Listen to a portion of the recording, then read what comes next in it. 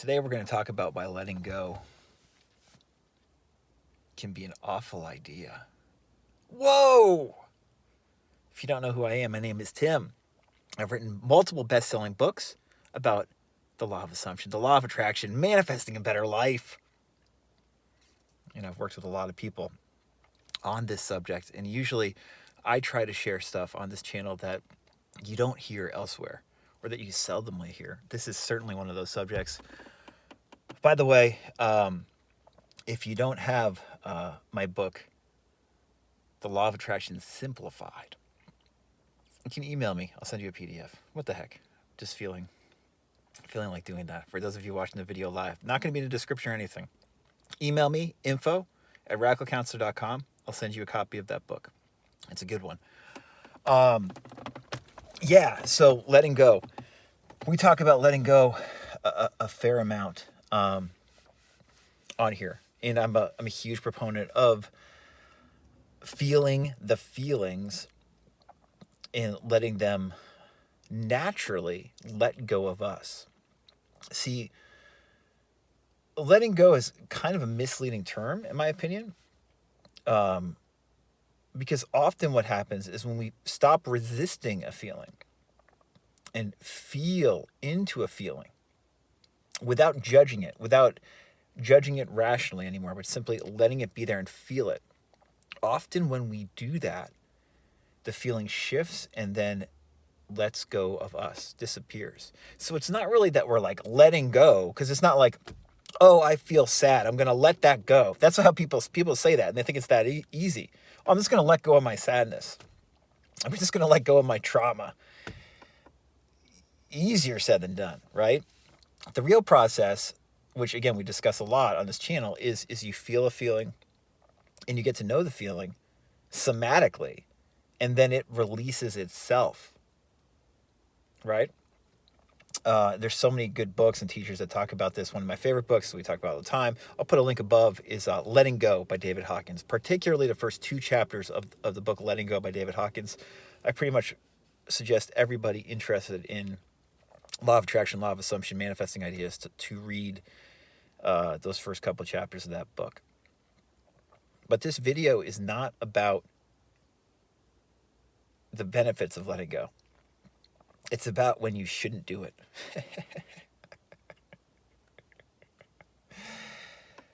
You see, first of all, this isn't going to jibe with all of you, okay? Just like anything anyone says, and certainly anything I say, take what works for you and forget the rest. I'm a big proponent, as I said, of feeling the feelings, getting to know the feelings somatically. And doing that too much, I think for many of us, certainly for me, actually can perpetuate stress and feelings of discomfort that do not need to be there. Feelings of fear or shame or what have you. So let me give you a personal example on why I want to talk about this now, because I feel like it's relevant. At the beginning of this year, one of my New Year's resolutions, or kind of goals or things that I wanted to do, was to stop resisting feeling the fear and feeling the anxiety when it comes up, to not resist it as much as I have in the past. And again, this is something that's easy to say, harder to walk, right? I have, over my adult life, over like the last, 25 years, I'm 43, soon to be 44, since I was 17 years old, my focus has been on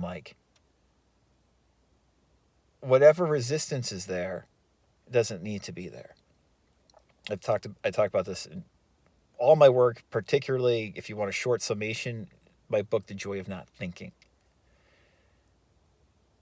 When that overwhelm, that thinkingness of overwhelm and there's a problem, when that goes, you go, woof, right? So for most of the last 25 years or so, my process usually is when resistance comes up, to recognize it's bullshit. And by recognizing it's bullshit, eventually you transcend it. And if you do something like jump up and down like a crazy monkey and go, if you do that, something along those playful lines for even just a few minutes, a lot of that resistance, whether it's fear, anxiety, shame, sadness, whatever it may be, a lot of that will lift just through playful, 100% active movement, right? And again, I talk all about this in The Joy of Not Thinking, as well as my video series, Stop Being Serious. Go to stopbeingserious.com. The whole thing's free on there. So for, most of, I would say at least from ages like 17 to 37, 38, that was like my, pretty much always what I would do, or the main thing I would do to work through resistance. And that includes, talking out loud, being playful, being unabashedly angry and talking out loud to myself if need be. Basically be like, shut the fuck up, motherfucker, shut the fuck up, until that overthinking dissipates, right? Until that resistance goes. I shouldn't say until I was 37, 38, because I got more into the somatic stuff and just feeling the feelings when I found Hawkins and that book, Letting Go, and then got into Claire Weeks. So that was more like maybe mid-30s, okay? Got into David Hawkins, got into Claire Weeks some, started feeling the feelings more and allow them to come up and to pass. And then I got into straight up therapy and got into internal family systems, IFS, and got into feeling the feelings and becoming curious about them. Why is this anxiety here? Why is this fear here? Why is this shame here? And listening, not intellectually with my head, but with my whole body, to the feeling. And I really came around to using that kind of modality, that kind of feel the feeling. You don't have to just say, fuck you. You don't just have to jump up and down and go crazy. You don't just have to yell. You can actually just stay passively with the feeling and allow it to pass, right? So, in a way, I've become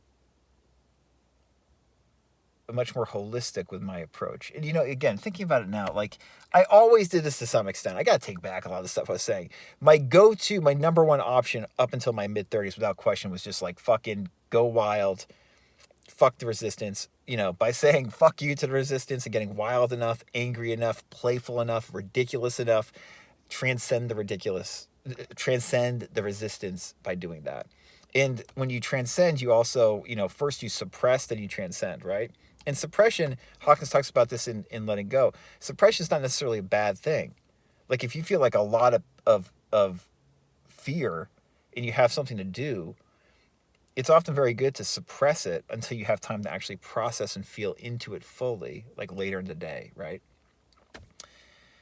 So suppression and transcendence was my go-to. It wasn't the only thing I did, but it was the primary thing I dealt with to deal with suffering in my life, especially when there was like a lot of suffering, a lot of anxiety or fear.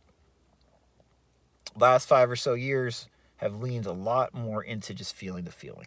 And this start of the new year, the beginning of 2025, I was like, you know what? I'm really gonna effing lean into this. Especially like fear and anxiety, when I feel it come up primarily like in my chest, in my heart chakra. I am not going to, unless I need to. I can if I need to, but I am not going to tell it to get the fuck out of here or be playful or whatever. I'm just going to let it be there and see what happens.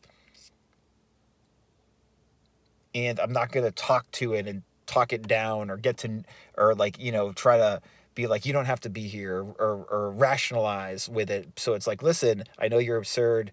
You can be here, but this is absurd. You're going to leave. You're going to leave because this is absurd. I'm not going to do any of that. I'm just going to feel that feeling, especially that feeling, that contraction in the chest, right?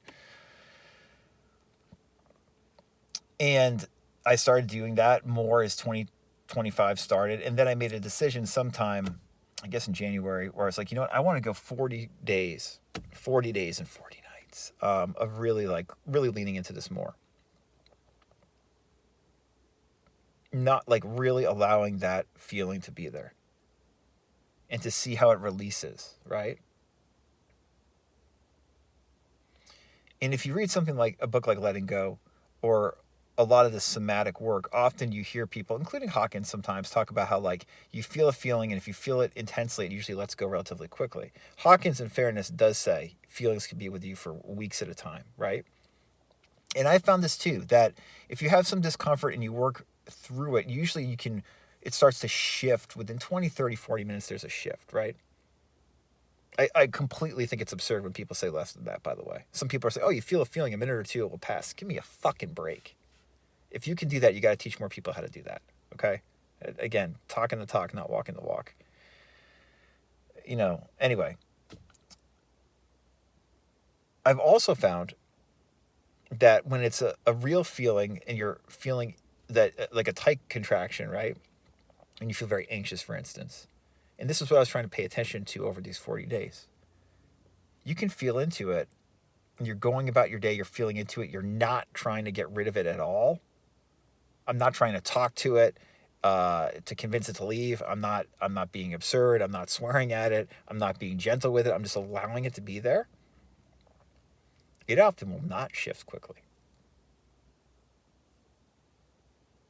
And a huge eye-opener for me in winter 2025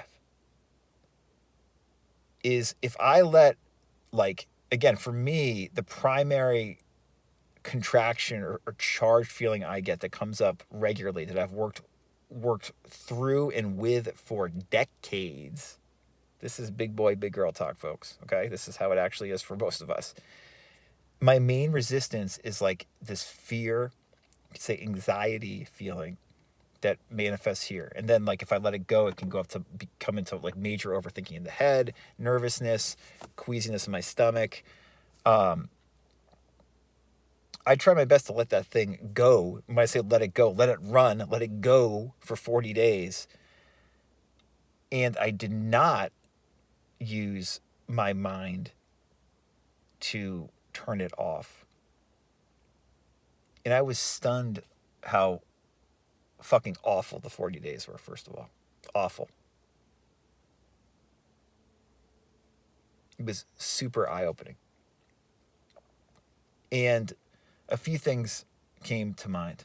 Many things came to mind. First of all, there's a wonderful book called The Wisdom of the Chakras by Ellen Tadd. I'll put a link below. I often don't talk about chakra stuff that often. I'm not a believer or disbeliever. I've got kind of an ambivalent attitude towards a lot of the stuff that's said about it. Some of the stuff, though, I very much resonate with. Ellen Tadd's book, The Wisdom of the Chakras, that's a great book. I really resonate with what she says. Something she said there, I think, pertains to my situation and maybe to many people's situations. She says, like, if your heart chakra is blocked, right? Like what was happening to me during these 40 days a lot. And you're not using, like, your third eye, right? You're not using your third eye chakra, your crown chakra. If you're not using that to kind of spiritually be like, you know what, things are okay. Big picture, things are okay. You're safe, right? Or like when you're playful or talk to it, use your mind, you are able to transcend, as I was talking about, right? And like the tools that talk about in the Joy of Not Thinking, a lot of them are like using your mind to transcend what's going on in the body. Ellen Tadd in The Wisdom of the Chakras, she says, if you are not doing something like that, often if your heart chakra feels blocked, it goes more with like the solar plexus chakra, and you're identifying with all these really uncomfortable feelings, and you don't have your third eye to clear it up. So for 40 days, I basically intentionally was not using my third eye a lot of the time to clear up this ickiness. And what was so interesting is because I was not using my third eye, I was unable to release these feelings. They like ran riot over me a lot of the time. Now, were there moments and hours of clarity where they weren't running riot? Of course, but it was an amazing thing to observe. And the second thing that was a huge observation for me, the first was that Ellen Tadd, how accurate I thought she was in diagnosing the usage of using spiritual wisdom, your third eye, using your mind to clear up bodily blockages and resistance. The second huge thing for me was like realizing that all of these tools that I started using really when I was a kid and cultivated from the time I was 17, that, like I talked about in The Joy of Not Thinking. Playfulness, talking out loud, using movement, whether being very active or very still, using like music and just using my body basically. I knew those were great tools, but I appreciated them much more after doing this 40-day experiment. Because I was like, holy shit, if I did not have these things to utilize, this fucking feeling would destroy my life. And instead, these tools make it so I can work through and with this feeling and manage it, which does not mean it's always pleasant when it's there at all, but I can manage it. And these are true stress management tools for me. They truly are the core of my spiritual practice. Because just feeling a feeling the way great teachers like David Hawkins and others talk about, in my opinion, if you just feel a feeling and you're not using your mind as well as your body, if they're not in unison and you're stuck down here, heart area and then lower, solar plexus, root chakra, you can get fucked, in my opinion. And this 40-day experiment really, it made me see that more. And it made me, as much as I suggest people feel the feelings a lot of the time, it made me realize that just feeling the feelings is definitely not enough for, I think, a lot of us. And that might not be the case for you, but it certainly may be the case for you. And I know what I'm talking about is kind of advanced. Like when you first get into this stuff, you're probably not interested in what I'm talking about now, but a lot of these people, a lot of of you watching this video I know have been at this stuff for a while. And this video is for you. And I hope it was helpful. If you want coaching or want to read some of my books, or including a free copy of the book I mentioned at the beginning of the video, you can contact me at info@radicalcounselor.com or see the description below. The links will be there.